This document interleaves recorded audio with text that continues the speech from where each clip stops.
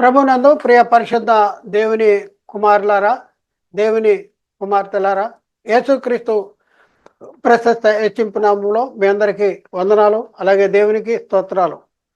ప్రియులారా, మరి అందరూ బాగున్నారు కదా? దేవుని కృప మహదైశ్వర్యాన్ని బట్టి మేము కూడా కులాసాగా ఉన్నాం. ప్రియులారా, మరి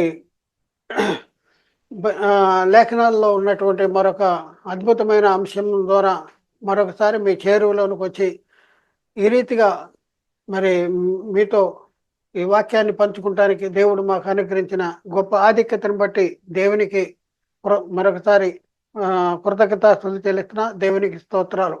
ప్రియులారా, ఈరోజు మనము నేర్చుకునే అంశము అద్భుతమైన అంశము.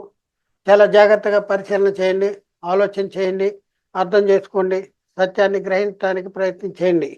ఎవరిని కూడా వ్యక్తిగతంగా, సంఘపరంగా, సంస్థపరంగా ఎవరిని నిందించడానికి, దూషించడానికి, కించపరచడానికి మేము ప్రయత్నం చేయట్లా. లేఖనాల్లో ఇలా రాయబడి ఉంది, లేఖనాన్ని ఈ రకంగా అర్థం చేసుకోవాలి అని తెలియపరచడానికే క్రీస్తు ప్రేమను బట్టి ఈ సత్యాన్ని మేము ముందుకు తీసుకొస్తున్నాం. ఆలోచించి అర్థం చేసుకోండి. ఈ అంశము మీకు నచ్చితే లైక్ చేయండి, అలాగే షేర్ చేయండి, అలాగే సబ్స్క్రైబ్ చేసుకోండి ఛానల్ని. కాబట్టి ప్రియులారా, అంశంలోనికి వెళ్దాం. ఈరోజు మనం నేర్చుకునే అంశము మృతులకు సువార్త. మృతులకు సువార్త అంటే చనిపోయిన వాళ్ళకి సువార్త. చనిపోయిన వాళ్ళకి సువార్త అనేసి ఈరోజు మనం అంశాన్ని నేర్చుకుందాం. మనం చాలా దగ్గరలో మనం పరిశీలన చేస్తే చనిపోయిన వాళ్ళ దగ్గర సువార్త ప్రకటిస్తూ ఉన్నారు. మరి ప్రకటించే సువార్త అక్కడ ఉన్నవారికి ప్రకటిస్తున్నారా, లేకపోతే చనిపోయిన వాడికి ప్రకటిస్తున్నారా అనేది మనకి ఒక డౌట్, సంశయము. అయితే ఇది లేఖనాల్లో రాయబడినటువంటి వచనాలను బట్టి మనము మృతులకు సువార్త అనే అంశాన్ని గురించి మనం నేర్చుకోవడానికి ప్రయత్నం చేద్దాం. ప్రియులారా, మృతులకు సువార్త చాలా ఆశ్చర్యంగా ఉంది కదా. మృతులకు సువార్త అనేది ఆశ్చర్యంగా ఉంది కదా. సువార్త ఎవరికి ప్రకటించాలి? సువార్త ఎప్పుడు ప్రకటించాలి? సువార్త బతికున్న వాళ్ళకి ప్రకటన చేయాలా, చచ్చిపోయిన వాళ్ళకి ప్రకటన చేయాలా? సువార్త ఎవరు ప్రకటన చేయాలి? చచ్చిపోయిన వాళ్ళు ప్రకటన చేయాలా, లేకపోతే బతికున్న వాళ్ళు ప్రకటన చేయాలా? బ్రతికి ఉన్నవాడికి సువార్త ప్రకటన చేయాలి. చచ్చిన వాళ్ళు ప్రకటన ఎక్కడ కూడా సువార్త ప్రకటన చేసినట్లు మనం చూడం. అయితే మనం చూద్దాం ప్రియులారా. మృతులకు సువార్త చాలా అద్భుతమైనటువంటి అంశము. పరిచయము ఏ వచనాన్ని బట్టి మనము ఈ అంశాన్ని మనం నేర్చుకుంటానికి ప్రయత్నం చేస్తున్నాము. అంశం ఏది? దేన్ని బట్టి అంటే అపోస్తలుడైన పేతురు గారు రాసిన మొదటి పత్రికలో 4వ అధ్యాయం 6వ వచనంలో అక్కడ రాయబడిన మాటను మనం ఒకసారి పరిశీలన. ఈ మాటను బట్టే మృతులకు సువార్త ప్రకటించబడింది అనేసి చెప్తూ ఉన్నారు. అయితే ప్రియులరా, 6వ వచనం చదువుతున్నా. 4వ అధ్యాయం పేతురు రాసిన మొదటి పత్రిక 4వ అధ్యాయం 6వ వచనం.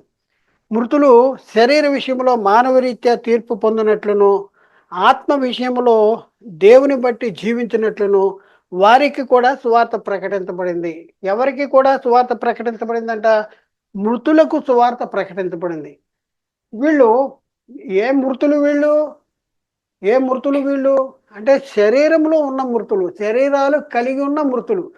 అందుకనే ఇక్కడ మృతులు శరీర విషయంలో మానవరీత్యా తీర్పు పొందినట్లును, శరీరంలో ఉన్న మృతులకి మానవరీత్యా శరీరాన్ని బట్టి తీర్పు పొందినట్లును, ఆత్మ విషయంలో దేవుని బట్టి జీవించినట్లును ఆ మృతులకు కూడా సువార్త ప్రకటన.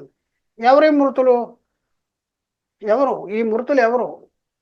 ఒకసారి ఆలోచన. ఈ మృతులు అంటే మనకు అర్థమవుతుంది ఏంటంటే ఈ వచనాన్ని బట్టి చనిపోయిన వాళ్ళకి మృతులకు కూడా సువార్త ప్రకటించబడిందని మనకు అర్థమవుతుంది. ఈ వచనాన్ని బట్టి మనకేమర్థమవుతుంది? నిజంగానే మృతులకు సువార్త ప్రకటించబడింది అనేసి మనకి అర్థమవుతుంది. అయితే మనం ఎలా అర్థం చేసుకోవాలి? మృతులకు సువార్త ప్రకటించబడిందంటే శరీరాల్లో ఉన్న మృతులకి సువార్త ప్రకటించబడిందా, శరీరాలు విడిచిన మృతులకు సువార్త ప్రకటించబడిందా, బైబిల్లో ఉన్న సిద్ధాంతం ఏంటి, బైబిల్ ఏం చెప్తుందంటే మనకు అర్థం చేసుకోవాలి. అర్థం చేసుకోకుండా మృతులకు సువార్తనంగా చచ్చిన వాళ్ళకి సువార్త అనేసి ఆలోచించే పరిస్థితి సాతాను నేటి క్రైస్తవ సమాజంలో ఆ అభిప్రాయాన్ని కలిగజేశాడు. అయితే ప్రియులారా చూద్దాం. ఈ అంశాన్ని మనం నేర్చుకునేటప్పటికి మనకి చాలా స్పష్టత అనేది వచ్చేస్తుంది. ఇది ఎవరి గురించి చెప్పబడింది? ఏ కాలానికి సంబంధించింది? అక్కడ చేసిన పనేంటి? ఏ కాలానికి సంబంధించింది? అనేసి మనం కొన్ని ప్రశ్నలు వేసుకోవాలి. ఆ, ఏదైనా వచనం చదివినప్పుడు, ఏదైనా వచనాన్ని గురించి మనం చూసినప్పుడు, మనము ఆ వచనాన్ని అర్థం చేసుకుంటానికి మనం కొన్ని ప్రశ్నలు వేసుకోవాల్సినటువంటి అవసరం మనకి ఉంది. ఇక్కడ చూద్దాం. ఎవరికి కూడా సువార్త ప్రకటించబడిందంట అంటే మృతులకు సువార్త ప్రకటించబడింది. ఎక్కడనున్న మృతులకు కూడా సువార్త ప్రకటించబడింది. ఎక్కడున్న మృతులు? భూమి మీద ఉన్న మృతులుకా, లేకపోతే చనిపోయి నరకానికి వెళ్ళిన మృతులుకా, లేకపోతే చనిపోయి పరదేశికి వెళ్ళిన మృతులుకా? ఎవరికి సువార్త ప్రకటించబడింది? ఏ మృతులకు సువార్త ప్రకటించబడింది? ప్రశ్నలు వేసుకోవాలి మనం. చూద్దాం. ప్రశ్న: ఏ మృతులకు సువార్త ప్రకటించబడింది? ఎక్కడ ఉన్న మృతులకు సువార్త ప్రకటించబడింది? ఎవరు ఈ సువార్త ప్రకటించబడినటువంటి మృతులు? ఈ సువార్త ప్రకటించబడినటువంటి మృతులు ఎవరు? ఎవరికి ప్రకటించబడింది? ఇది మనం ప్రశ్న వేసుకోవాల్సినటువంటి అవసరం ఉంది. ప్రియులారా, ఆ ప్రశ్నకి మనం సమాధానం వెతుకుదాం. చూడండి. ప్రశ్న: పాతాళ లోకంలోని నరకంలోనున్న మృతులకు సువార్త ప్రకటించబడిందా? చూడండి. పాతాళ లోకంలోని నరకంలో ఉన్న మృతులకు సువార్త ప్రకటించబడిందా? ఏ మృతులకు సువార్త ప్రకటించబడింది? చూడండి. పాతాళ లోకంలోనే పరదేశంలో ఉన్న మృతులకు సువార్త ప్రకటించబడిందా? పాతాళ లోకంలోనే పరదేశంలో ఉన్న మృతులకు సువార్త ప్రకటించబడిందా? తర్వాత నెక్స్ట్ ఏంటంటే భూమి మీద దేవుని ఆజ్ఞను అనుసరింపకపోవటం వలన జీవించుతున్నామన్న పేరు మాత్రం ఉన్నను మృతుడిగా ఉన్న వారికి సువార్త ప్రకటించబడిందా? భూమి మీదే ఉండి దేవుని చిత్తాన్ని జరిగించుకోకుండా, దేవుని ఇష్టాన్ని జరిగించుకోకుండా, తన ఇష్ట ప్రకారం జీవించుతున్నామన్న పేరు మాత్రం ఉన్నది. కానీ మృతుడుగానే ఉన్నటువంటి శరీరాలు కలిగిన మృతులకు సువార్త ప్రకటించబడిందా? ఏ మృతులకు సువార్త ప్రకటించబడింది? ఇక్కడ మృతులు అనగానే యేసుక్రీస్తు దగ్గరికి వెళ్ళిపోతున్నారు. యేసుక్రీస్తు దగ్గరికి ఎందుకు వెళ్తున్నారంటే, యేసుక్రీస్తు తెలుగులో మృతి పొంది పరదేశకి వెళ్ళిపోయి, పరదేశంలో ఉన్న వాళ్ళు చెరలో ఉన్నారు. ఆ చెరలో ఉన్న ఆ మృతులకు సువార్త ప్రకటించాడు. వాళ్ళకి విడుదల కలిగించాడు, పాప క్షమాపణ కలిగించాడు, రక్షణ కలిగించాడు. వాళ్ళకి రక్షణ లేదు, పాప క్షమాపణ లేదు. ఎన్నెన్నో కట్టు కథలు. ఒక కాంపోజిట్ లెక్కలో ఒక స్టెప్ తప్పైతే మిగతా లెక్కంతా తప్పైపోతుంది. అలాగే మన మన ప్రియుల్ని సాతాను ఒక స్టెప్లో తప్పిచ్చేస్తున్నాడు. తప్పిగానే మిగతా అన్నీ కూడా ఆ బోధంతా తప్పైపోతుంది. కాబట్టి ప్రియులారా, ఒకసారి ఆలోచించండి. సువార్త ప్రకటించబడినది శరీరాలు కలిగి ఉన్న మృతులు. ఇక్కడ మనం వచనాన్ని చదివాం కదా. మృతులు శరీర విషయంలో మానవరీత్యా తీర్పు పొందినట్లును అనేసి ఉంది కదా. ఏ మృతులు వాళ్ళు? శరీర రీత్యా మానవరీత్యా తీర్పు పొందవలసినటువంటి మృతులు. అంటే శరీర విషయంలో మానవరీత్యా తీర్పు ఏంటి? నువ్వు మన్నే గనక తిరిగి మన్నే అయిపోతావు. అంటే మన్నే అనేది వెనుకటి వలన మన్నే అయిపోతుంది. అంటే శరీరాల్లో ఉన్న మృతులు. జీవించుతున్నామన్న పేరు మాత్రం ఉన్నది కానీ మృతులుగానే ఉన్నారు. చూడండి. సువార్త ప్రకటించబడినది శరీరములు కలిగి ఉన్న మృతులు. ఎందుకంటే ఈ మృతులకు శరీర విషయంలో మానవరీత్యా తీర్పు పొందుతారంట. శరీర విషయంలో మానవరీత్యా తీర్పు పొందబోయేటటువంటి మృతులు వీళ్ళు. శరీరాన్ని విడిచిన మృతులు కాదు. శరీర విషయంలో మానవరీత్యా తీర్పు ఏంటి?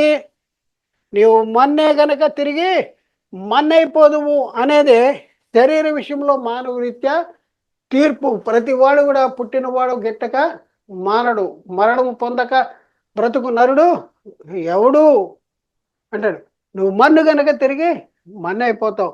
అదే శరీర విషయంలో మానవరీత్యా తీర్పు. శరీరాల్లో జీవించి ఉన్న వాళ్ళ విషయంలో, శరీర విషయంలో మానవరీత్యా ప్రతి వాళ్ళకి నీతిమంతుడు చనిపోతాడు, అనీతిమంతుడు కూడా చనిపోతాడు. శరీరాన్ని బట్టి మానవరీత్యా ప్రతి ఒక్కరికి యేసుక్రీస్తు రెండోసారి లోకానికి రాక మునుపు ప్రతి ఒక్కరికి కూడా ఈ తీర్పులోనికి వెళ్తారు.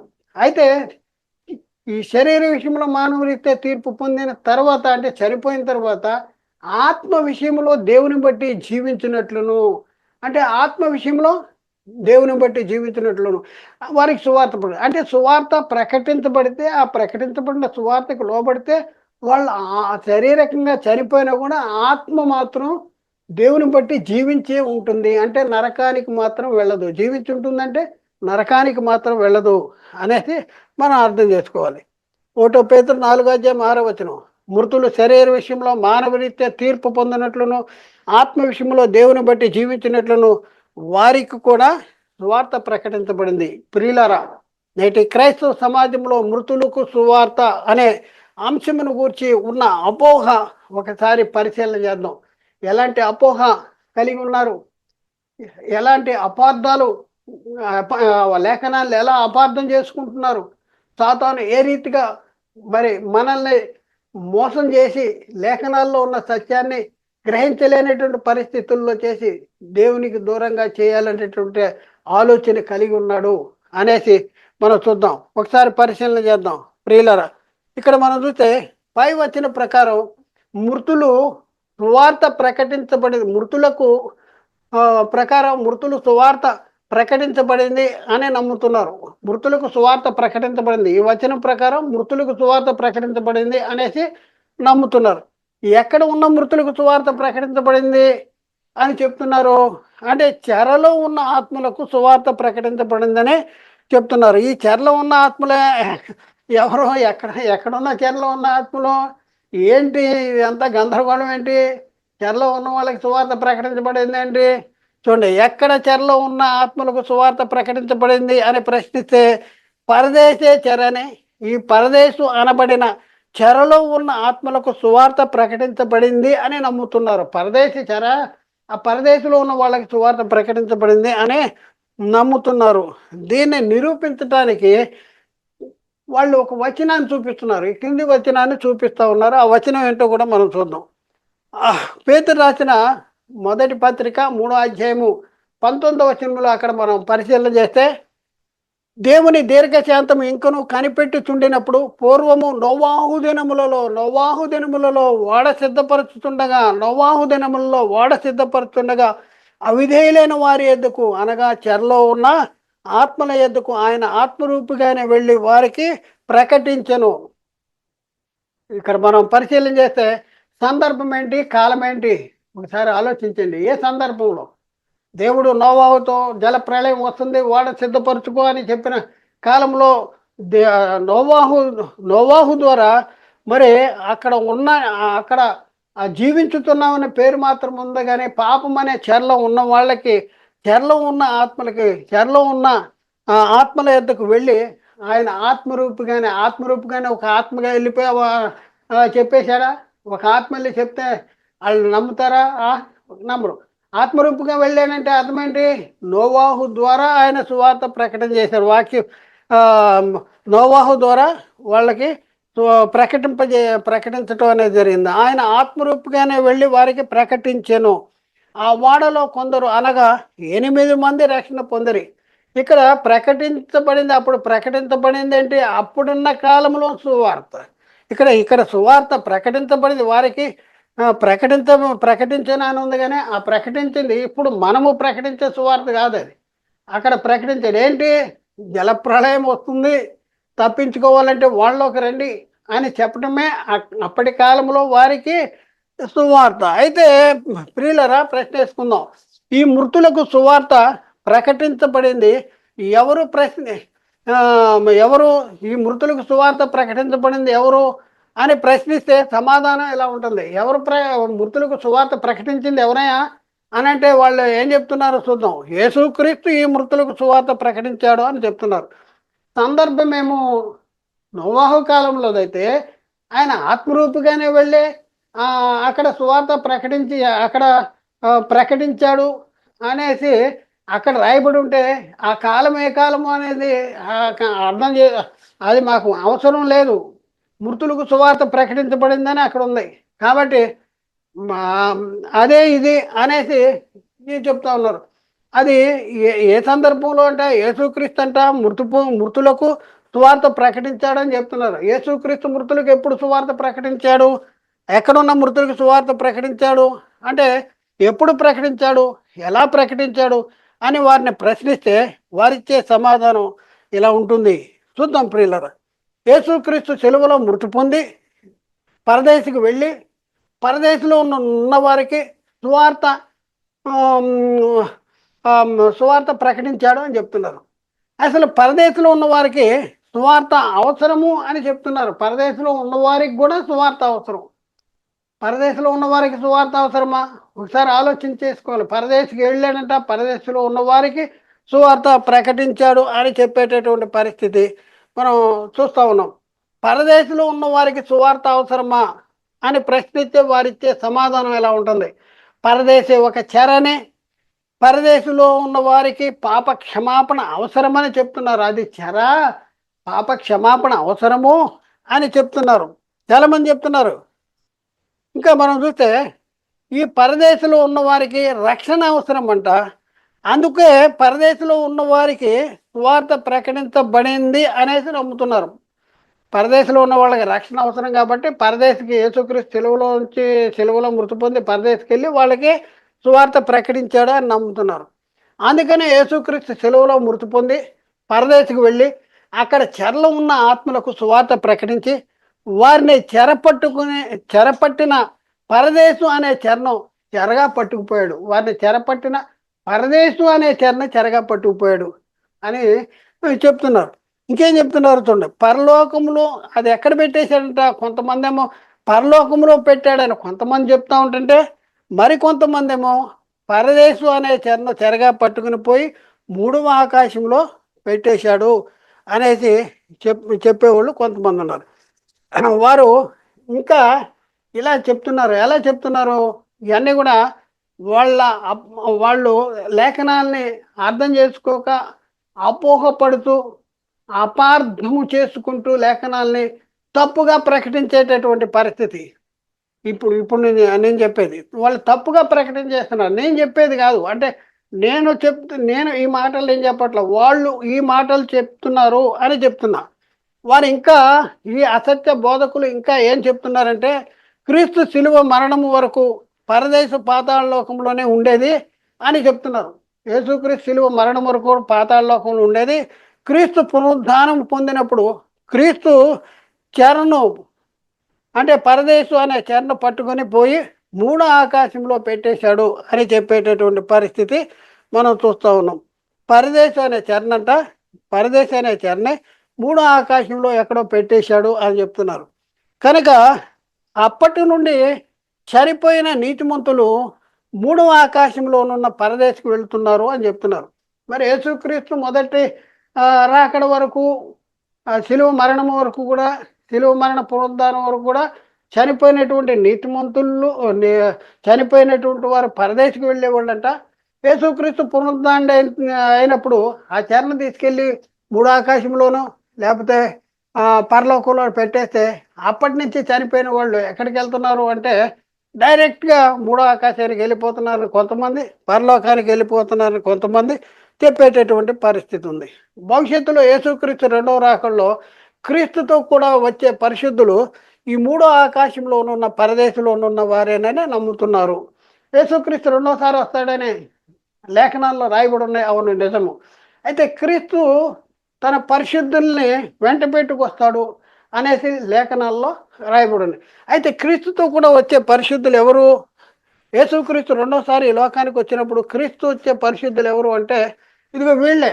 ఎవరంటే యేసుక్రీస్తు సిలువలో మృతి పొంది పాతాళ లోకానికి వెళ్ళి అక్కడ చెరైనటువంటి పరదేశంలో ఉన్న వాళ్ళని మరి వాళ్ళకి బోధ చేసి వాక్యం ప్రకటించేసి వాళ్ళకి రక్షణ కలిగజేసి పాపక్షమాపణ కలిగజేసి వారిని ఆ చెర నుండి విడిపించి ఆ చెరను చెరగా తీసుకెళ్ళి మూడో ఆకాశంలోనో పరలోకంలో పెట్టేస్తే యేసుక్రీస్తు రెండోసారి వచ్చినప్పుడు వాళ్ళు యేసుక్రీస్తు మళ్ళీ ఈ లోకానికి వస్తారు, ఆయనతో కూడా వస్తారు అనేసి నమ్ముతున్నారు. ఇది క్రీస్తు వచ్చే పరిశుద్ధులు ఎవరు అనేది ఒక లెసన్ ఉంది. అదే మనం తర్వాత నేర్చుకుందాం.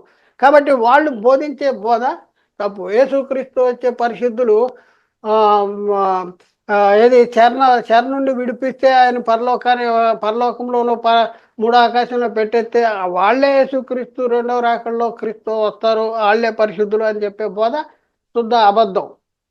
అది అసత్యం. అది ఎందుకు అసత్యమో రాబోయే క్లాసుల్లో మనం నేర్చుకుందాం. పరదేశం మూడవ ఆకాశంలో ఉంది అనేసి నిరూపించడానికి వాళ్ళు చూపించే వచనాలు చూడండి. పరదేశం అంటే మూడో ఆకాశంలో ఉంది అనేసి వాళ్ళు చూపించడానికి చాలా కష్టపడుతున్నారు. కష్టపడితే ఏమంటున్నారు అంటే ఇక్కడ మనం చూద్దాం. మూడు ఇక్కడ మూడవ ఆకాశంలో పరదేశం ఉంది అనేసి చెప్తా ఉన్నారు. అంటే ఇక్కడ మనం చూస్తే పరలోకము, భూమి ఉన్న లోకము, పరదేశం. ఈ పరదేశం తీసుకెళ్ళిపోయి ఎక్కడో మూడో ఆకాశంలో ఎక్కడో పెట్టేశాడంట. మూడో ఆకాశంలో పెట్టాడు. దానికి వాళ్ళు ఒక వచనాన్ని చూపిస్తూ ఉన్నారు. ఏంటి ఆ వచనం అంటే, అపోస్తులైన పౌలు తనకు కలిగిన ఉత్కృష్టమైన దర్శనాన్ని గురించినటువంటి సంగతులు మరి కొరింథీకి రాసిన 2వ పత్రికలో 12వ అధ్యాయం 2-3 వచనాల్లో చాలా వివరంగా రాశాడు. ఆ రాసినటువంటి ఆ వచనాలను మనం పరిశీలన చేస్తే అది పరదేశం మూడో ఆకాశం అంటే ఆ మూడో ఆకాశం పైన ఉందని పౌలు ఉద్దేశమా, లేకపోతే మూడో ఆకాశం ఏది ఏది భూమి ఉన్న లోకము పరలోకము మొదటి ఆకాశం అయితే, భూమి ఉన్న లోకం మధ్య ఆకాశం అయితే, పాతాళ లోకము మూడో ఆకాశము.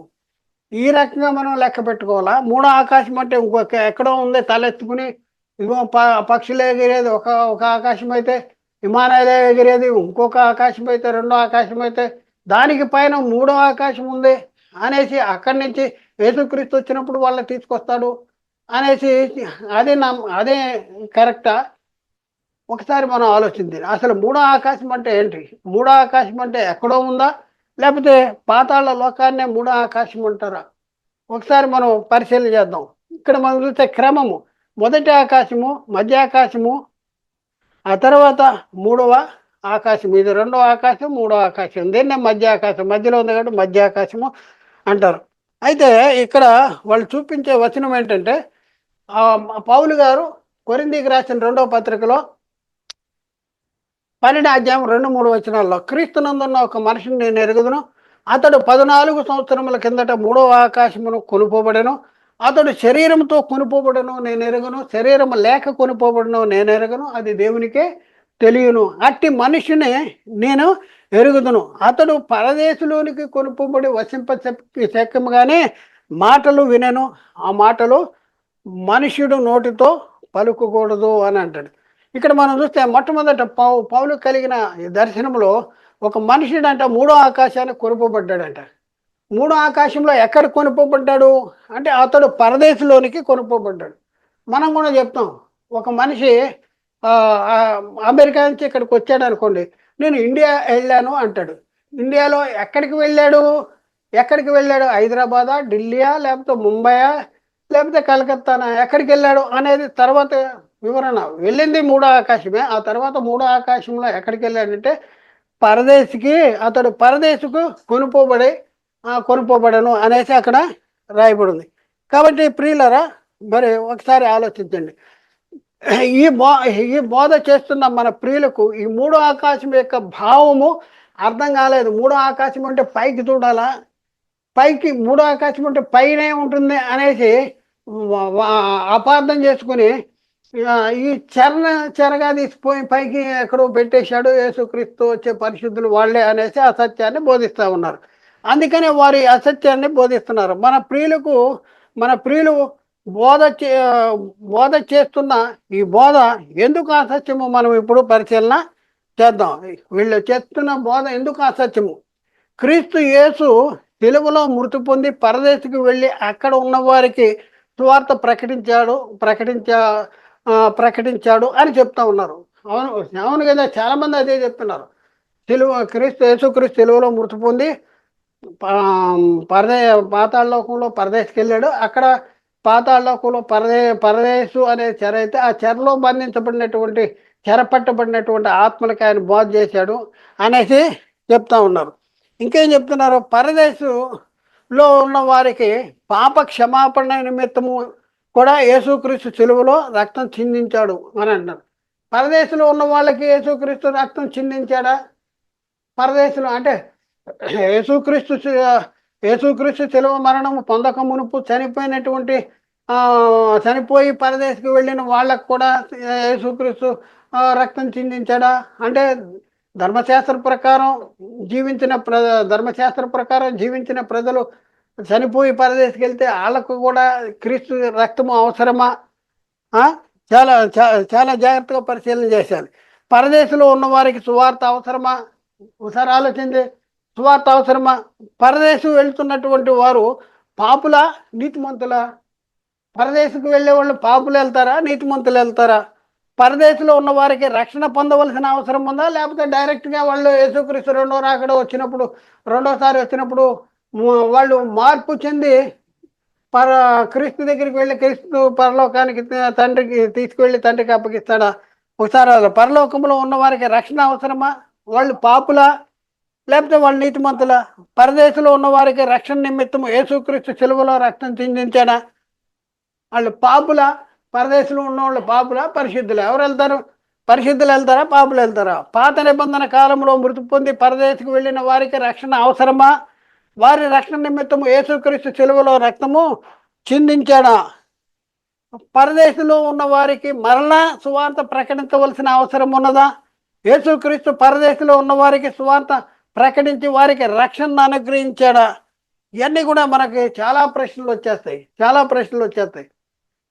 పరదేశంలో ఉన్న వాళ్ళు నీతిమంతులు. పరదేశంలో ఉన్న వాళ్ళకి సువార్త అవసరం లేదా? ఆల్రెడీ ఆయా కాలాలలో దేవుని చిత్తాన్ని జరిగించిన వాళ్ళు నీతిమంతులుగా తీర్చబడితేనే వాళ్ళు చనిపోయి పరదేశకు వెళ్తారు. అంతేగాని పరదేశకి వెళ్ళిన వాళ్ళు పాపులు. ఆ పాపుల కోసం యేసుక్రీస్తు పాత నిబంధన కాలం వరకు జీవించిన ప్రజలు పాప క్షమాపణ కోసం వారికి కూడా యేసుక్రీస్తు సిలువలో రక్తం చిందించాడు అనే బోధ సరైన బోధ కాదు. పరదేశంలో ఉన్న ఉన్నవారు పరిశుద్ధులు, నీతిమంతులే. కనుక పరదేశంలో ఉన్న వారికి సువార్త ప్రకటించవలసిన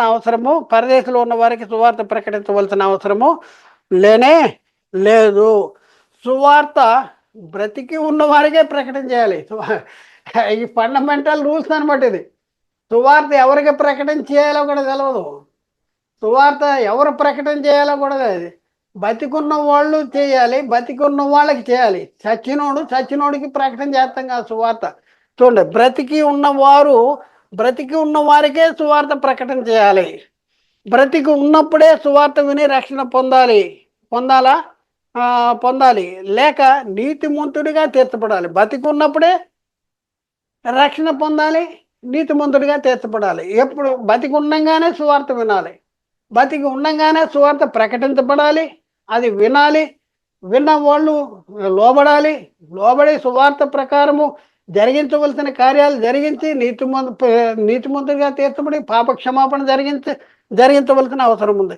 చనిపోయిన తర్వాత కూడా సువార్త ప్రకటించబడుతుంది అనే నమ్మటము, చనిపోయిన తర్వాత కూడా ప్రకటించబడిన సువార్తను విని నేను రక్షణ పొందుతాను అనే నమ్మటం లేఖన విరుద్ధం అనమాట.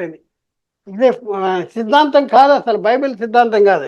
ఏంటి? చనిపోయిన తర్వాత కూడా ప్రకటించబడిన సువార్త విని నేను రక్షణ పొందుతాను అనే నమ్మటం అనేది లేఖన విరుద్ధం.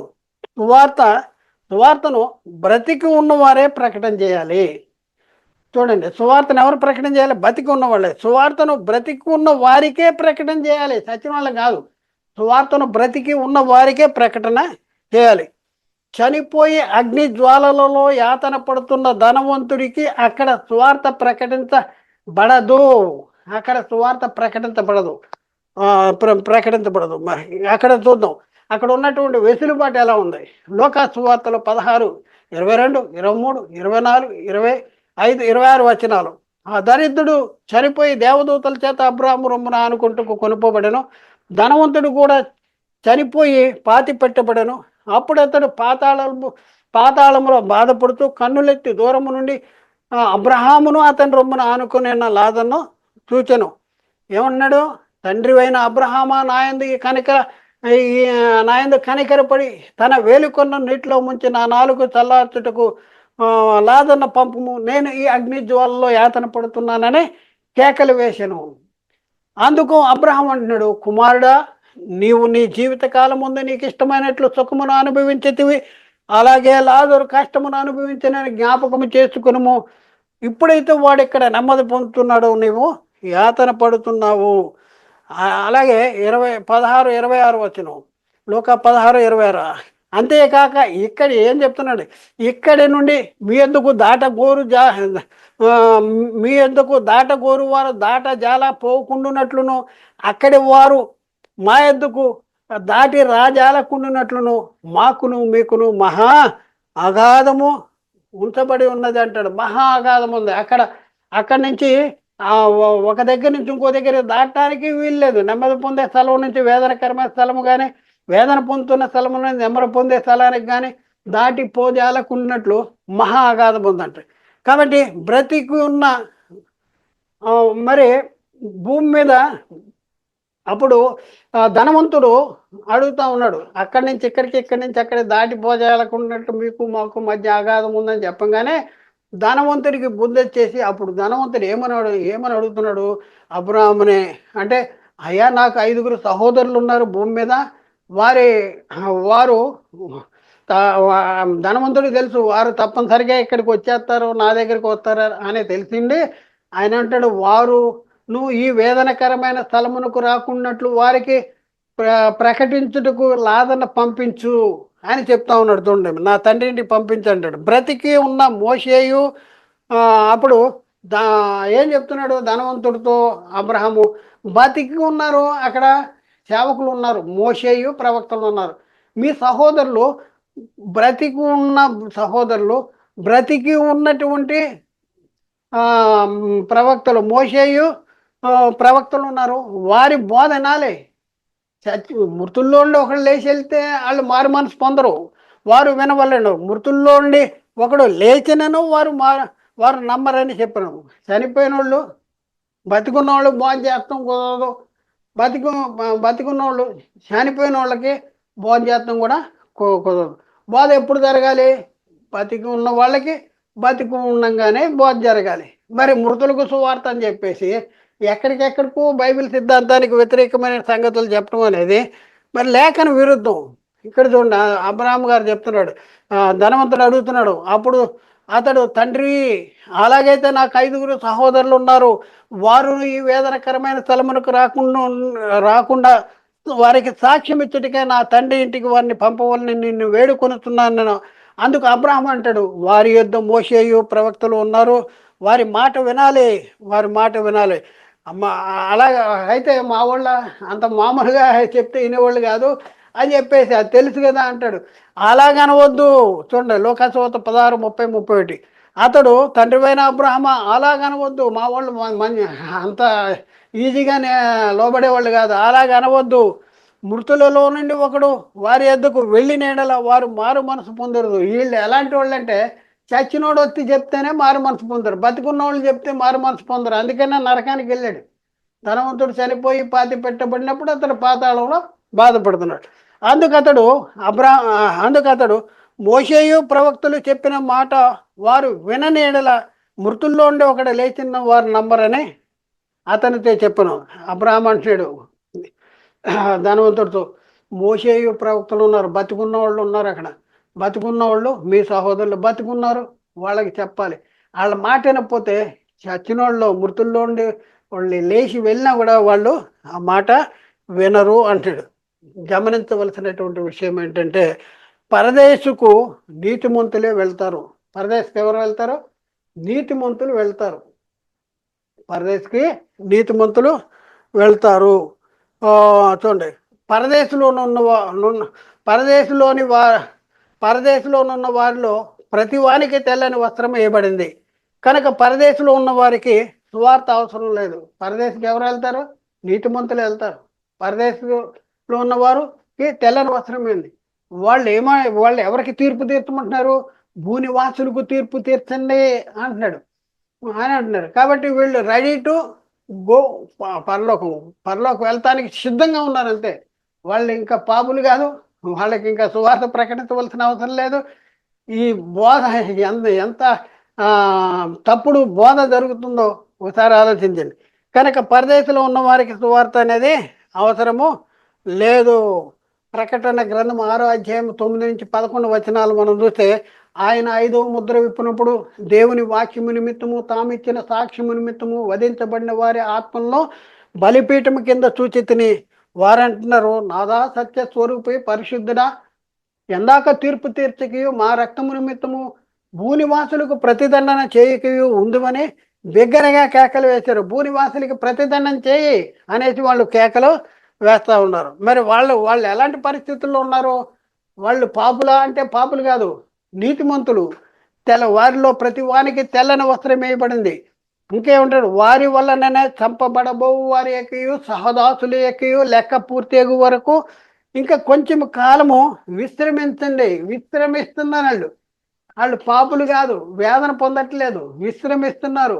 వాళ్ళకి బోధ అవసరం లేదు. వారికి మళ్ళీ బోధ అవసరం లేదు. అక్కడికి వెళ్ళిన తర్వాత బోధ సువార్త ప్రకటన చేసి వాళ్ళకి మారు మనసు ఇవన్నీ అవసరం లేదు. అవసరం లేదు. ఇంకా మనం చూస్తే పరదేశంలోకి ఎవరు వెళ్తారు అంటే, పరదేశికి ఎవరు వెళ్తారు అనేసి మనం చూస్తే, పరదేశంలోనికి పరిశుద్ధులు నీతిమంతులు వెళ్తారు.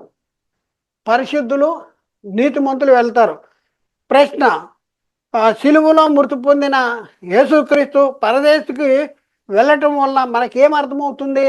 సిలువలో మృతి పొందిన యేసుక్రీస్తు పరదేశికి నేడు నీవు నాతో కూడా పరదేశులు ఉందని దొంగతో చెప్పాడు కాబట్టి పరదేశికి వెళ్ళాడు సిలువలోంచి, ఆ సిలువ మీద నుంచి నేరుగా. అంటే మనకేం అర్థమవుతుంది అంటే, భూమి మీద నీతిమంతులుగా జీవించి చనిపోయిన వారు పరదేశికి వెళ్తారని మనకు అర్థమవుతుంది. పరదేశికి ఎవరు వెళ్తారంటే, భూమి మీద నీతిమంతులుగా జీవించి చనిపోయిన వారే పరదేశికి వెళ్తారు అనేది మనకు అర్థమవుతుంది. కనుక పరదేశంలో ఉన్న ఆత్మలు పరిశుద్ధులు నీతిమంతులు కనుక వారికి స్వార్థ ప్రకటించవలసిన అవసరము లేదు. దేవుని ఆజ్ఞను అనుసరించి దేవుని చిత్తాన్ని జరిగించి నా నీతిమంతుడైన యేసుక్రీస్తు సెలవు మీద నుంచి పరదేశికి వెళ్ళాడు. ఇది మనకి చాలా అద్భుతమైనటువంటి సాక్ష్యం. ఇది యేసుక్రీస్తు నా యందు పాపం ఉందని ఎవడు స్థాపించిన అని ప్రశ్నించిన యేసుక్రీస్తు సెలవులో మృతి పొంది ఎక్కడికి వెళ్ళాడంటే పరదేశికి వెళ్ళాడు అనేసి మనకు అర్థమవుతుంది. అంటే భూమి మీద నీతిమంతులుగా జీవించి చనిపోయిన వారు ఎక్కడికి వెళ్తారంటే పరదేశికి వెళ్తారనేసి మనకి ఒక సాక్ష్యం అనేది మనకు దొరికింది. నీతిమంతుడైన యేసుక్రీస్తు సెలవు మీద నుండి పరదేశికి వెళ్ళాడు. యేసుక్రీస్తు సెలవులోనున్న దొంగతో నేడు నీవు నాతో కూడా నిశ్చయముగా పరదేశులు ఉండు అని నిశ్చయముగా నీతో చెప్తున్నాను అని అన్నాడు. ఎక్కడ ఆ మాట? లోకాసు వార్త 23వ అధ్యాయంలో 42-43 వచనాల్లో ఆ మాట ఉంది. ఆయన యేసు వైపు చూచి, నీవు నీ రాజ్యములోనికి వచ్చినప్పుడు నన్ను జ్ఞాపకము చేసుకునమనెను. అందుకు ఆయన యేసుక్రీస్తు దొంగతో అంటాడు, వానితో నేడు నీవు నాతో కూడా పరదేశంలో ఉండువనే నిశ్చయముగా చెప్తున్నా. అంటే ఆ దినాన్నే యేసుక్రీస్తు పరదేశికి వెళ్ళాడు. పరదేశికి నీతిమంతుడైన యేసుక్రీస్తు పరదేశికి వెళ్ళాడు. పరదేశికి వెళ్ళిన వాళ్ళు ఎవరై ఉంటారంటే నీతిమంతులే అయి ఉంటారు. ముఖ్య గమనిక, ఆయా కాలాలలో ఉన్న ప్రజలు వారికి ఇవ్వబడినటువంటి దేవుని ఆజ్ఞను అనుసరించి దేవుని చిత్తాన్ని జరిగించిన వారు నీతిమంతులుగా తీర్చబడే పరదేశికి వెళ్తారు. పరదేశికి ఎవరు వెళ్తారంటే, ఆయా కాలాలలో ఉన్న ప్రజలు వారికి ఇవ్వబడిన దేవుని ఆజ్ఞను అనుసరించి దేవుని చిత్తాన్ని జరిగించి వారు నీతిమంతులుగా తీర్చబడి పరదేశికి వెళ్తారు. కొంతమంది మనస్సాక్షిని బట్టి నీతిమంతులుగా ఉన్నటువంటి కొంతమంది అయితే, కొంతమంది విశ్వాసాన్ని బట్టి నీతిమంతులుగా ఉన్న కొంతమంది అయితే, మరికొంతమంది ధర్మశాస్త్రాన్ని బట్టి నీతిమంతులుగా తీర్చబడ్డవారు కొంతమంది అయితే, వీళ్ళందరూ కూడా నీతిమంతులుగా జీవించి పరదేశికి వెళతారే కానీ పాపులు మాత్రం, రక్షణ పొందని వారు మాత్రం పరదేశికి వెళ్ళరు అనేసి గుర్తించవలసిన అవసరం ఉంది. కనుక పరదేశంలో ఉన్నవారు పరిశుద్ధులు నీతిమంతులు కనుక వారికి సువార్త ప్రకటించవలసినటువంటి అవసరము లేదు. ఇక్కడ చూడు, మన సాక్షిని బట్టి నీతిమంతులుగా తీర్చబడిన వాళ్ళు పరదేశికి వెళ్తారు. విశ్వాసమును బట్టి నీతిమంతులుగా తీర్చబడిన వారు పరదేశికి వెళ్తారు. ధర్మశాస్త్రమును బట్టి నీతిమంతులుగా తీర్చబడిన వారు పరదేశికి వెళ్తారు. ఇక్కడ మనం చూస్తే హేబేలు గురించి మనం చూద్దాం. హేబేలు విశ్వాసమును బట్టి నీతిమంతుడిగా తీర్చబడిన సాక్ష్యము పొందాను అంటాడు. హేబేలు నీతిమంతుడిగా తీర్చబడ్డాడు. దేన్ని బట్టి అంటే విశ్వాసాన్ని బట్టి అనేసి బైబిల్ చెప్తుంది, లేఖనం చెప్తుంది. హెబ్రీ పత్రిక 11:4 విశ్వాసమును బట్టి హేబేలు కయ్యూని కంటే శ్రేష్టమైన బలి దేవునికి అర్పించెను. దేవుడు అతన్ని అర్పణ గురించి సాక్ష్యం ఇచ్చినప్పుడు అతడు ఆ విశ్వాసమును బట్టి నీతిమంతుడనే సాక్ష్యము పొందెను. అతడు మృతి నొందియు ఆ విశ్వాసము ద్వారా మాట్లాడుతున్నాడు. నీతిమంతుడని సాక్ష్యము పొందాడంట. ఎందుకంటే ఆ విశ్వాసాన్ని బట్టి నీతిమంతుడని సాక్ష్యం పొందాడు. హేబేలు అతని అర్పణను దేవుడు లక్ష్యం ఉంచాడంట. ఆదికాండం 4:4. హేబేలు కూడా తన మందలో తొలుచూలున పుట్టిన వాటిని కొవ్విన వాటిని కొన్నింటిని తెచ్చను. యెహోవా హేబేలు అతని అర్పణను లక్ష్యం ఉంచాను. హేబేలు అతని అర్పణను లక్ష్యం ఉంచాడు. ఆయన నీతిమంతుడిగా తీర్చబడ్డాడు. హేబేలు సత్క్రియ చేశాడంట. సత్క్రియ చూడండి ఎక్కడుంది? ఆదికాండంలో 4:7 నీవు సత్క్రియ చేసిన తల ఎత్తుకునవా అనేసి కయ్యంతో మాట్లాడుతున్నాడు దేవుడు. సత్క్రియ చేస్తే తల ఎత్తుకునవా. మరి సత్క్రియ చేసింది ఎవరు? సత్క్రియ చేసింది హేబేలు చేశాడు. కయ్యను సత్క్రియ చేయలేదంట. దేవుడే చెప్తున్నాడు, సత్క్రియ చేయని ఎడల వాకిట ఏముంటుందంట? పాపము పొంచి ఉండును. సత్క్రియ చేయకపోతే వాకిట ఏముంటుంది? పాపం పొంచి. చాలామంది బాప్తిజాలు తీసుకున్నా అయిపోయిందిలే అని అనుకుంటున్నారు. కానీ వాళ్ళు చేసే క్రియలను బట్టి వాళ్ళ ఇంటి వాకిట ఏమో పొంచి ఉంటుందంటే పాపము పొంచి ఉంటుందంట. నీ ఎడల దానికి వాంఛ కలుగును, నీవు దాన్ని ఏలుదువు అనేసి. ఇంకా చూస్తే హానోకు మెతుషలను కనిన తర్వాత 300 ఏళ్ళు దేవునితో నడిచినాం. ఇక హానోకు గురించి మనం ఆలోచిస్తాం. హానోకు మెతుషలను కనిన తర్వాత 300 ఏళ్ళు దేవునితో నడిచాడంట. అనగా దేవుని చిత్తాన్ని దేవునితో నడవటం అంటే కాళ్ళకి దూరానికి సంబంధించిన నడగదు. దేవుని చిత్తాన్ని జరిగించి జీవించాడు. ఎన్ని సంవత్సరాలు? 300 ఏళ్ళు నడిచాడంట మెతుషలను కలిగిన తర్వాత. ఎక్కడుంది ఆ మాట? ఆదికాండం 5:22-23 హానోకు 65 ఏళ్ళు బతికి మెతుషలను కనెను. హానోకు మెతుషలను కనిన తర్వాత 300 ఏండ్లు దేవునితో నడుస్తూ కుమారులను కుమార్తెలను కన్నాడు అనేసి. అయితే నోవాహు గురించి మనం ఆలోచిద్దాం. నోవాహుతో దేవుడు చెప్తున్నాడు, యెహోవా చెప్తున్నాడు. ఏమని చెప్తున్నాడు? ఈ తరములో నీవే నా ఎదుట నీతిమంతుడిపై ఉండుట సూచితిని. నోవాహుతో చెప్తున్నాడు, ఈ తరములో నీవే నా ఎదుట నీతిమంతుడిగా ఉన్నావు అని చెప్తున్నాడు. ఎక్కడ చెప్పాడు ఆ మాట? ఆదికాండంలో 7:1 మనం చూస్తే, యెహోవా ఈ తరము వారిలో నీవే నా ఎదుట నీతిమంతుడిపై ఉండుట సూచితిని గనుక నీవును నీ ఇంటి వారును వాళ్ళలో ప్రవేశించిడి. నీవు నీ ఇంటి వారు వాళ్ళలో ప్రవేశించిడి. నోవాహు యెహోవా దృష్టికి కృపనొందని వాడంట. నీతిమంతుడిగా జీవించాడు, యెహోవా దృష్టికి కృపనొందని వాడంట. 6వ ఆదికాండము 8వ. అయితే నోవాహు యెహోవా దృష్టి యందు కృపనొందిన వాడు ఆయను. కాబట్టి నోవాహు దేవునితో కూడా నడిచిన వాడు. అంటే దేవునితో కూడా నడవటం అంటే కాళ్ళతో మరి దూరానికి సంబంధించిన నడక కాదు. గత క్లాసుల్లో మనం నేర్చుకున్నాం. దేవునితో నడవటం అంటే దేవుని ఆజ్ఞను అనుసరించి, దేవుని చిత్తాన్ని అనుసరించి, దేవుని ఇష్టాన్ని జరిగించేటటువంటి పరిస్థితిని దేవునితో నడవటం అన్నాడు. కాబట్టి నోవాహు కూడా దేవునితో నడిచాడు అనేసి బైబిల్లో రాయబడి ఉంది. ఆదికాండంలో 6:9 నోవాహు వంశావళి ఇదే. నోవాహు నీతిమంతుడును తన తరములో నిందారహితుడునై ఉండెను. నోవాహు దేవునితో కూడా నడిచిన వాడు అనేసి అక్కడ రాబోదు. చూద్దాం. నోవాహు విశ్వాసమును బట్టి కలుగు నీతికి వారసుడు. నోవాహు ఎలాంటి వాడంట? విశ్వాసాన్ని బట్టి కలిగే నీతికి వారసుడు. వీళ్ళందరూ పరదేశికి వెళ్ళారు. నీ దేవుని చేత నీతిమంతులుగా తీర్చబడిన వారు పరదేశికి వెళ్తే, ఆ పరదేశికి వెళ్ళిన వారు పాపులు, వాళ్ళకి రక్షణ లేదు, వాళ్ళు ఇంకా వాళ్ళకి ఇంకా సువార్త అవసరం అని చెప్పేటటువంటి పరిస్థితి నేటి క్రైస్తవ సమాజంలో జరుగుతుంది. ఎంత మరి భయంకర భ్రష్టత్వమో ఒకసారి ఆలోచించుకోండి. నోవాహు విశ్వాసమును బట్టి కలుగు నీతికి వారసుడైన. విశ్వాసమును బట్టి నోవాహు అది వరకు చూడని సంగతులను గూర్చి దేవుని చేత హెచ్చరించబడి భయభక్తులు కలవాడు అయ్యాడంట. ఎక్కడుందన్నమాట?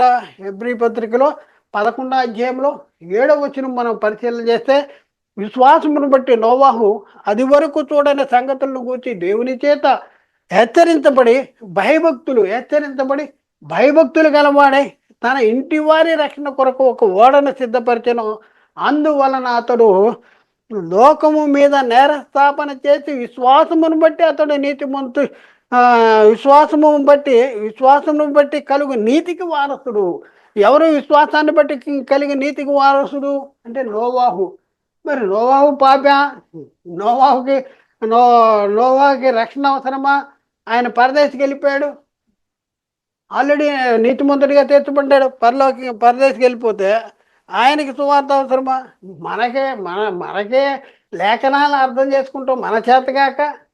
మరి మృతులకు సువార్త అనేసి, ఆ మృతులకు సువార్త అనేసి అక్కడ మృతులు శరీర విషయంలో మానవరీత్యా తీర్పు పొందినట్లును, ఆ ఆత్మ విషయంలో దేవుని బట్టి జీవించినట్లును వారికి కూడా సువార్త ప్రకటించబడిందంటే వాళ్ళు ఏ మృతులు అర్థం చేసుకోలేనటువంటి భయంకర భ్రష్టత్వంలో ఉండి యేసుక్రీస్తుని తీసుకెళ్ళి పరదేశంలో ఉన్న వాళ్ళు మృతులు, వాళ్ళకి రక్షణ లేదు, పాప క్షమాపణ లేదు.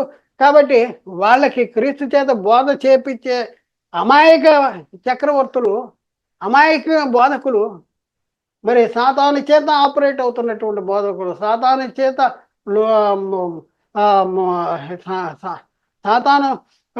ఆపరేట్ అయ్యి అసత్యాన్ని ప్రకటిస్తున్నటువంటి బోధకులు, బైబిల్ చదవరు, బైబిల్ అర్థం చేసుకోరు, లేఖనాన్ని సరి చేసుకోరు. ఎంతసేపు వాళ్ళు ఏంటంటే వారి దేవుడు, వారు ఈ రోజుకి ఉంటే సరిపోద్ది. చూడండి, దేనికోసం బతుకుతున్నావు? సరే, కడుపు కోసం బతుకుతున్నావా, ఆత్మ కోసం బతుకుతున్నావా? ఒకసారి ఆలోచింది. పరదేశకు వెళ్ళిన అబ్రహాము పరిశుద్ధుడా లేక పాప? ఒకసారి ఆలోచించండి. పరదేశికి అక్కడ మనం చూస్తున్నాము, అబ్రహాం పరదేశంలో ఉన్నాడు, నెమ్మది పొందే స్థలంలో ఉన్నాడు. ఆయన పరిశుద్ధుడా పాప? ఒకసారి ఆలోచించండి. బైబిల్ ఏం చెప్తుంది? అబ్రహాము దేవుని నమ్మాను, అది అతనికి నీతిగా ఎంచబడిను. దేవుని నమ్మాడంటే అది అతనికి నీతిగా ఎంచబడింది, నీతిమంతుడిగా తీర్చబడ్డాడు. కనుక అబ్రహాము నిద్రించిన నీతిమంతుల్ని నెమ్మది పొందే స్థలమైన పరదేశికి వెళ్ళాడు. గల్తీ పత్రిక 3వ అధ్యాయం 6వ వచనం, అబ్రహాము దేవుని నమ్మాను, అది అతనికి నీతిగా ఎంచబడెను అనేసి.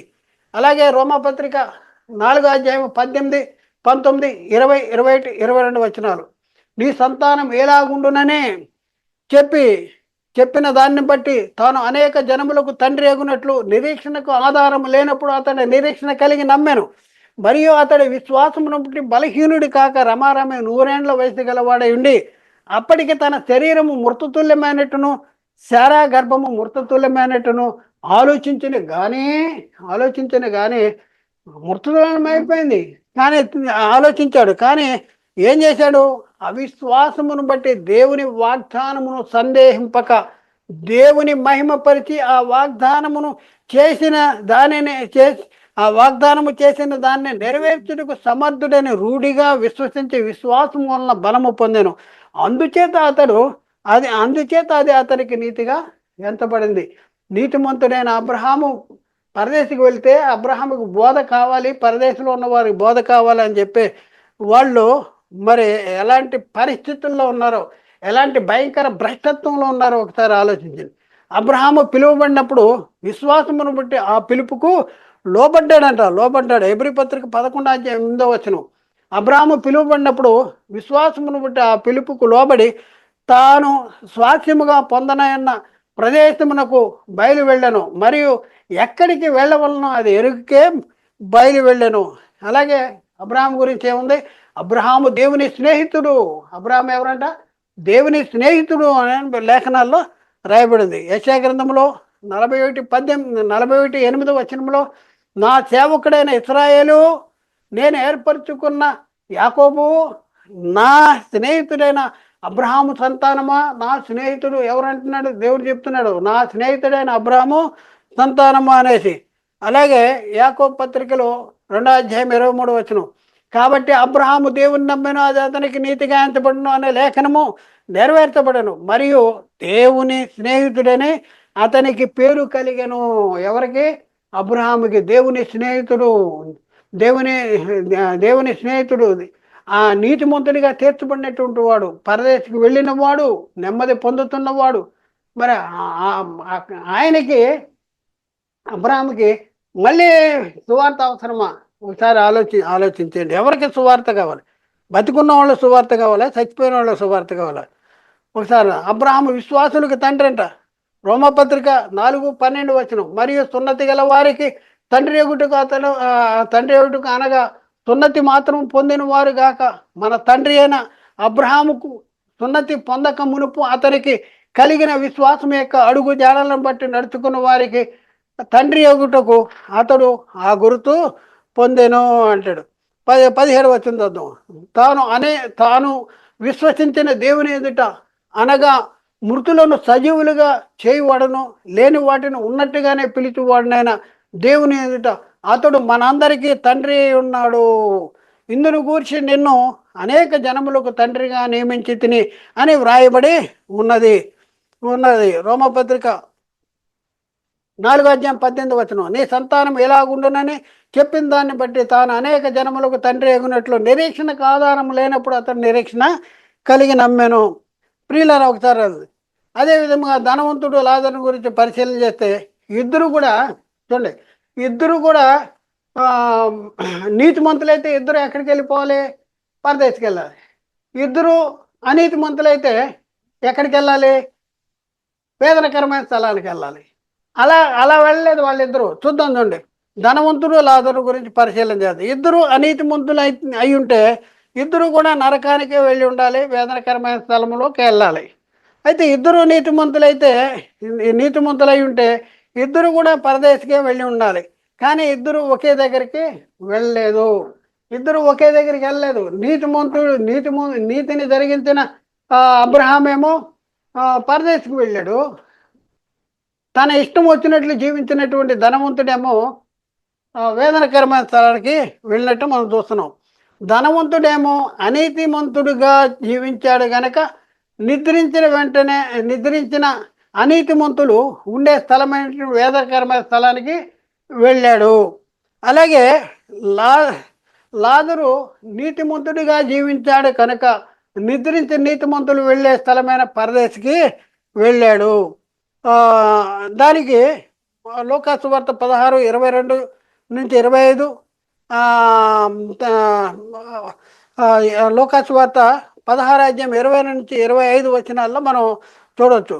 అయితే ఇంకా మనం చూస్తే లోతు గురించి లోతు నీతిమంతుడని బైబిల్ చెప్తుంది. ఎక్కడ? లోతు కూడా నీతిమంతుడని బైబిల్ చెప్తుంది. ఎక్కడ అంటే పేతురు రాసిన 2వ పత్రిక 2:7 దుర్మార్గుల కామ వికారయుక్తమైన నడవడి చేత బహు బాధపడిన నీతిమంతుడకు లోతును తప్పించెను. లోతును తప్పించను. లోతు ఎవరంట? నీతిమంతుడు అనేసి బైబిల్ చెప్తుంది. కాబట్టి ప్రియులారా, ఒకసారి ఆలోచన చేయవలసిన అవసరం ఉంది. పేతురు రాసిన 2వ పత్రిక 2:8 ఆ నీతిమంతుడు అంటే లోతు, వారి మధ్యన కాపురం ఉండి తాను చూచిన వాటిని బట్టి వినిన వాటిని బట్టి కూడా వారి అక్రమమైన క్రియల విషయంలో దినదినము నీతిగల తన మనస్సును నొప్పించి నీతిమంతుడు నీతిగల తన మనస్సు నీతిమంతుడుకు లోతు అనేసి ఇక్కడ రాయబడింది. మోషే గురించి మనం ఆలోచిస్తే చూడండి, వీళ్ళందరూ నీతిమంతులుగా జీవించి పరదేశికి వెళ్ళినోళ్ళు. వీళ్ళందరికీ బోధ అవసరమని మన ఎవరు సాతాను తానే వెలుగుదూత వేషము ధరించుకొని వాని నీతి పరిచారకుల వేషము ధరింపజేసి సంఘంలో ఉన్నటువంటి వారిని గలిబిలి చేస్తానికి దిగి వచ్చేసాడు సాతాను గాడు అనేక మంది ద్వారా. వాళ్ళు చెప్తుంది ఏంటంటే గలిబిలి చేస్తా ఉన్నారు, కలిపి చెరుపుతున్నారు. ఇక్కడ చూడండి, మోషే దేవుని ఇల్లంతట్లో నమ్మకమైన వాడు అనేసి లేఖనంలో రాయబడింది. సంఖ్యాకాండంలో 12 అధ్యాయం 6, 7, 8 వచనాలు. వారిద్దరూ రాగా ఆయన నా మాట వినుడి, మీలో ప్రవక్త విండిన యెహోవా యెహోవా అనగు నేను దర్శనమిచ్చి అతనితో నన్ను తెలుసుకున్నట్లు కలలో అతనితో మాట్లాడుదును. నా సేవకుడైన మోషే అట్టివాడు కాదు, అతడు నా ఇల్లంతటిలో నమ్మకమైన వాడు, నా ఇల్లంతటిలో నమ్మకమైన వాడు అనేసి అక్కడ చాలా చక్కగా రాయబడింది. ఎబ్రీ పత్రిక 3వ అధ్యాయం 2వ వచనంలో కూడా అక్కడ ఏం రాయబడింది, దేవుని ఇల్లంతటిలో మోషే నమ్మకమైన వాడిగా ఉన్నట్టు అనేసి అక్కడ రాయబడింది. ఎబ్రీ పత్రిక 3వ అధ్యాయం 5వ వచనంలో ముందు చెప్పబోవు సంగతులకు సాక్షాత్ముగా మోషే పరిచారకుడైంది దేవుని ఇల్లంతటిలో నమ్మకముగా ఉన్నాడు. దేవుని ఇల్లంతటిలో నమ్మకముగా ఉన్నటువంటి మోషేకి మళ్ళీ వాక్యం ప్రకటన చేయాలంట, సువార్త ప్రకటన చేయాలంట, అవసరమంట, రక్షణ అవసరమంట, పాపంట, ఆయన పాపంట. మనవాళ్ళు చెప్తున్నారు చూడండి. అలాగే దావీదు ఎలాంటి వాడంటే, దావీదు గురించి దేవుడు చెప్తున్నాడు, అతడు నా ఇష్టానుసారమైన మనుషుడు, నా ఉద్దేశాలన్నీ నెరవేర్చిన వాడు, నా ఇష్టానుసారమైన మనుషుడు.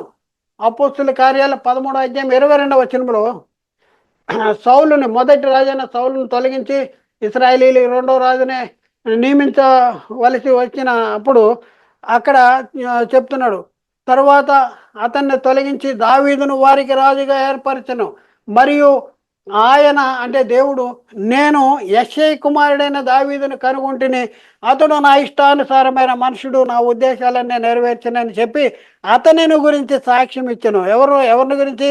దేవుడు దావీదు గురించి సాక్ష్యం ఇస్తున్నాడు.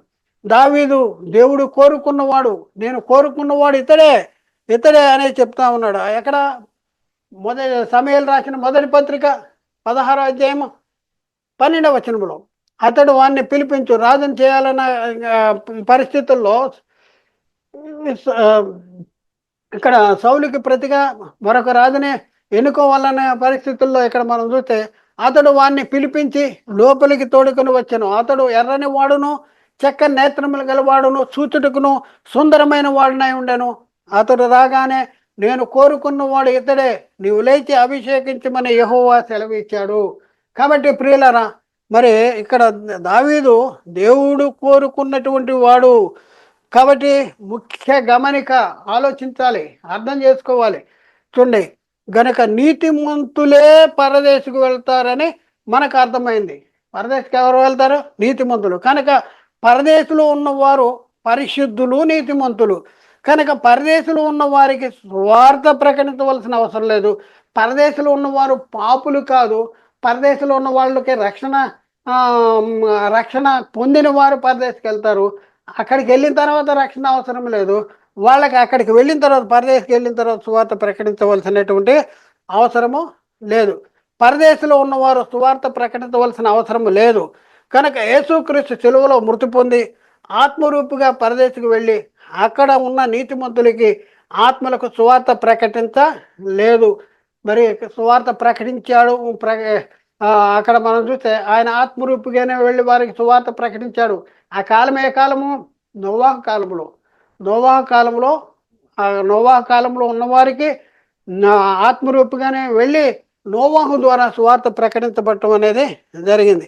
కాబట్టి పరదేశంలో ఉన్న ఆత్మలు పరిశుద్ధులు, నీతిమంతులు. కనుక వారికి సువార్త ప్రకటించవలసినటువంటి అవసరము లేదు. కాబట్టి ప్రియులారా, ఒకసారి ఆలోచించండి, అర్థం చేసుకోండి. పరదేశంలో ఉన్నవారు నీతిమంతులు వెళ్తారు. పరదేశంలో ఉన్నవారు పరిశుద్ధులు వెళ్తారు. పరదేశంలో ఉన్నవారు దేవుని చిత్తాన్ని జరిగించిన వాళ్ళు వెళ్తారు. కాబట్టి ప్రియులారా, ఒకసారి ఆలోచన. హానోకు ఎక్కడికి వెళ్ళాడు? పరదేశకు వెళ్ళాడు. హానోకు ఏలియా ఎక్కడికి వెళ్ళాడు? ఏలియా కూడా ఏలియా కూడా పరదేశకే వెళ్ళినటువంటి పరిస్థితి మనం చూద్దాం. ఇక్కడ మనం చూస్తే పూర్వము చేయబడిన పాపములను దేవుడు తన ఓరిమి వలన ఉపేక్షించాడు. ఇక్కడ మనం పరిశీలన చేసుకుంటే పూర్వము మనోళ్ళు ఫలానా ఫలానా అనేది ఏదో వాళ్ళు అతిక్రమించారు, వీళ్ళు అతిక్రమించారని ఊహిస్తూ ఉంటారు. కానీ దేవుడు ఏమంటున్నాడు, పూర్వము వారు చేయబడిన పాపాలే దేవుడు తన ఊరిమి వలన ఉపేక్షించాడు అనేసి ఎక్కడుంది? రోమపత్రిక 3:25. పూర్వము చేయబడిన పాపములను దేవుడు తన ఊరిమి వలన ఉపేక్షించాడు. అలాగే ఆయన గత కాలముందు సమస్త జనులను తమ తమ మార్గములందు నడవనిచ్చాను. ఎక్కడుంది? అపోస్తుల కార్యాల్లో 14 అధ్యాయం 16 వచనం. ఆయన గత కాలంలో సమస్త జనులను తమ తమ మార్గాలను నడవనిచ్చాను. ఆ తర్వాత ఆ అజ్ఞాన కాలంలో దేవుడు చూచి చూడకుండా ఊరుకున్నాడు. అపోస్తుల కార్యాలు 17 అధ్యాయం 30 వచనం. ఆ అజ్ఞాన కాలంలో దేవుడు చూచి చూడనట్టుగా ఊరుకుండాను. ఇప్పుడైతే అందరూ అంతటా మారు మనసు పొందాలని దేవుడు కోరుకున్నాడు. కాబట్టి ప్రియులారా ఒకసారి ఆలోచించండి. పరదేశంలో ఉన్న వారికి బోధ అవసరమా? పరదేశంలో ఉన్నవాడు నీతిమంతుల అనీతిమంతుల? ఒకసారి ఆలోచండి. భూమి మీద నీతిమంతుడిగా జీవించిన యేసుక్రీస్తు సిలువలో మృతి పొంది ఎక్కడికి వెళ్ళాడు? పరదేశకు వెళ్ళాడు. ఎందుకు వెళ్ళాడు? వాళ్ళకి బోధ చేస్తానికి వెళ్ళలేదు. బో ఎందుకు బోధ చేస్తానికి వెళ్ళాడు అనేసి బైబిల్లో ఎక్కడ కూడా రాయబడలేదు. కాబట్టి మనం మూలవాక్యాన్ని మనం పరిశీలన చేస్తే అక్కడ మనం చూస్తే చెరలో ఉన్న ఆత్మల ఎద్దుకు ఆయన ఆత్మరూపిగానే వెళ్ళి వారికి బోధ చేశాను అనేసి మాట మనం చూస్తే, చెరలో ఉన్న ఆత్మలు ఎవరు? శరీర విషయంలో మానవరీత్యా తీర్పు పొందవలసినటువంటి వాడు. శరీర విషయంలో మానవరీత్యా మృతులు శరీర విషయంలో మానవరీత్యా తీర్పు పొందినట్లును, ఆత్మ విషయంలో దేవుని బట్టి జీవించినట్లును వారికి కూడా సువార్త ప్రకటించింది. ఎవరికి? శరీరాల్లో ఉన్న మృతులు. జీవించి ఉన్న పేరు మాత్రం ఉన్నది కానీ మృతులుగా ఉన్నారు. అపరాధముల చేతను పాపముల చేతను చచ్చిన వారు వాళ్ళు మృతులు. కాబట్టి ఆలోచించేయండి. మృతులకు సువార్త ప్రకటించవలసినటువంటి అవసరం లేదు. సువార్త ఎవరికి ప్రకటించాలంటే బ్రతికి ఉండగానే సువార్త ప్రకటించబడాలి. ఎప్పుడు వినాలి అంటే బ్రతికి ఉన్నప్పుడే సువార్త వినాలి. సువార్త ఎవరికి ప్రకటించాలంటే బ్రతికి ఉన్న వారికే ప్రకటించాలి. సువార్త ఎవరు ప్రకటించాలంటే బ్రతికి ఉన్న వాళ్ళే సువార్త ప్రకటించాలి. అంటే సువార్త బ్రతికి ఉన్నవారే సువార్త ప్రకటన చేయాలి. లాజరు ధనవంతుడు యథార్థ గాథలో మనం చూస్తే, నా 5 సహోదరులు ఉన్నారు, లాజర్ని పంపించంటే మోషేయు ప్రవక్తలు అక్కడ బతికున్నారు, అక్కడ పరిచయం జరుగుతున్నారు. వారు చెప్తారు, వాళ్ళ మాట వినాలి. అలా అనొద్దు. మృతుల్లో ఉండి వెళ్ళి చెప్తే వింటారు అంటే, మృతుల్లో ఉండి ఒకడు లేచి వెళ్ళి చెప్పినా కూడా వాళ్ళు వినరు. మోషేయు ప్రవక్తలు చెప్పిన మాట వినకపోతే మృతుల్లో ఉండి వెళ్ళి చెప్పినా కూడా వినరు. కాబట్టి ఆలోచించేయండి ప్రియులరా, ఒకసారి ఆలోచించండి. పరదేశం గురించినటువంటి అవగాహన లేనటువంటి అమాయకులు పరదేశ చెరని, పరదేశంలో ఉన్న వాళ్ళు పాపులని, పరదేశంలో ఉన్న వాళ్ళకి పాప క్షమాపణ కావాలని, పరదేశంలో యేసుక్రీస్తు సెలవులో మృతి పొందక మునుపు నిద్రించి పరదేశకు వెళ్ళిన నీతిమంతుల కోసం మరి యేసుక్రీస్తు సెలవులో మృతి పొందాడని అనేసి అపోహపడుతున్నారు. ఇప్పుడు మనం చూసాం కదా, హేబేలు గురించి మనం ఆలోచిస్తే ఆయన నీతిమంతుడిగా తీర్చబడ్డాడు.